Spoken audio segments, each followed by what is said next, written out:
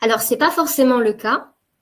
Il y a effectivement des psychédéliques naturels, et puis il y a d'autres psychédéliques qui sont de synthèse.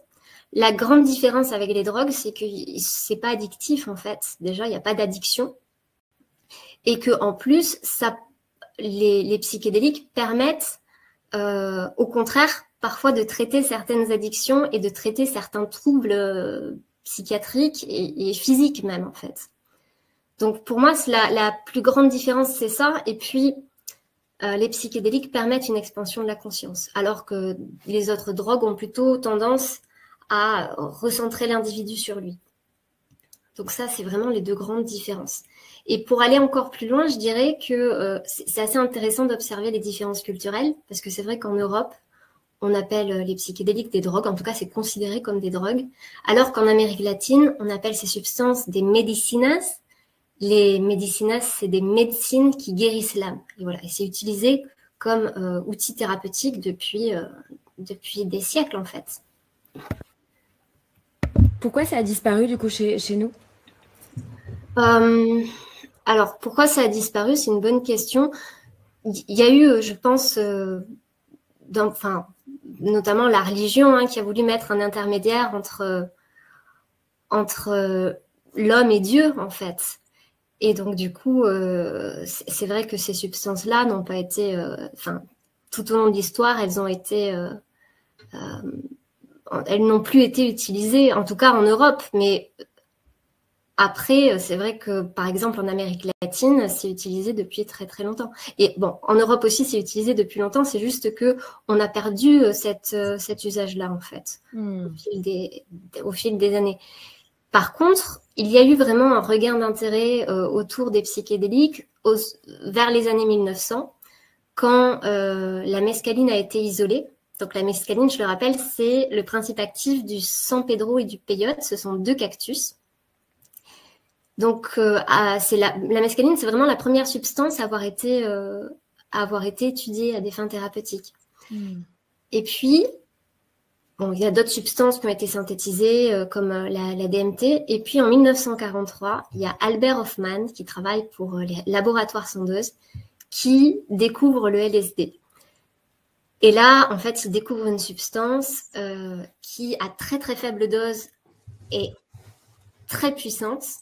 Donc, quand il prend, parce qu'il teste d'abord le LSD sur lui, et effectivement, il découvre une substance qui lui permet de vivre des modifications dans ses perceptions qui sont assez extraordinaires, en fait. Et à ce moment-là, du coup, les laboratoires Sandoz, qui ne savent pas vraiment quoi faire de cette substance, ils décident, alors écoutez-moi bien, parce que c'est vraiment très drôle, aujourd'hui, on ne peut même pas imaginer ça, mais les laboratoires Sandoz décident de distribuer du LSD gratuitement aux psychiatres et aux scientifiques, afin finalement de trouver une application commerciale. Donc il faut savoir que dans les années 1950 à peu près, les laboratoires Sandoz distribuaient gratuitement du LSD et ils demandaient aux psychiatres de leur faire un retour, de l'utiliser sur leurs patients pour voir à quoi ça pouvait bien servir. Donc, c'est assez rigolo parce que moi, quand j'ai entendu ça pour la première fois, je me suis dit, mais c'est pas possible. Et en fait, si. Et à ce moment-là, on assiste vraiment à énormément de recherches scientifiques autour des substances psychédéliques. Et déjà, à l'époque, il y a des centaines d'études qui montrent qu'il existe des bénéfices thérapeutiques avec ces substances, notamment sur l'anxiété, notamment sur la dépression, sur tout ce qui est syndrome de stress post-traumatique, sur tout ce qui est addiction, et les résultats sont assez spectaculaires. Mais alors, vous allez me dire, qu'est-ce qui s'est passé finalement? Pourquoi ces substances ont été interdites?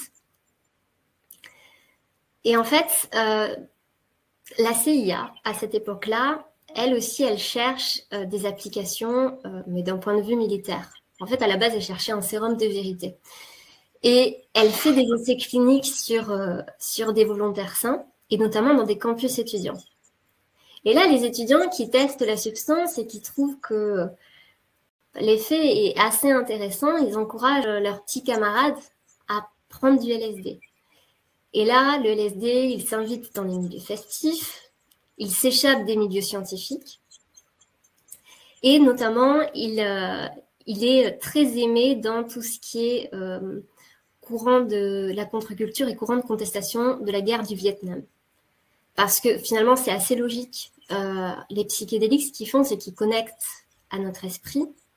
Ils permettent parfois de vivre des états mystiques qui nous enseignent qu'on est tous connectés. Ça met de côté complètement toutes les choses triviales comme les différences de couleur de peau, les différences de nationalité. Et du coup, ça pose de vrais problèmes politiques parce que on observe un engouement qui est de plus en plus grand. Alors, du coup, qu'est-ce qui se passe? Les gouvernements, ils vont utiliser l'aspect récréatif des psychédéliques pour les bannir. Il va y avoir une diabolisation de ces substances, une propagande autour de ces substances. Et le président Nixon va déclarer que les psychédéliques, les drogues psychédéliques sont l'ennemi numéro 1 des États-Unis. Et là, à ce moment-là, toutes les études sont arrêtées. Et les psychédéliques sont classés dans la catégorie des drogues les plus dangereuses n'ayant aucune utilité médicale. Alors qu'on savait déjà à cette époque que les psychédéliques ont des intérêts thérapeutiques, en fait. Le Pour moi, LSD, thérapeutique. c'est Pour ça. ne pas dire spirituel. Ouais. Bien sûr. Le LSD, c'est un psychédélique, vraiment, ça n'a jamais été du coup une drogue comme la cocaïne. Non, alors le LSD, c'est en fait, ça vient de l'ergot. L'ergot de seigle, ça a été synthétisé par Hoffman, mais c'est un champignon en fait à la base. D'accord. Donc, et alors le LSD, ça se trouve en fait sous forme de buvard ou de gouttes, et c'est quelque chose qui, une toute petite quantité, mais vraiment infime quantité, crée des états d'expansion de conscience qui sont assez impressionnants.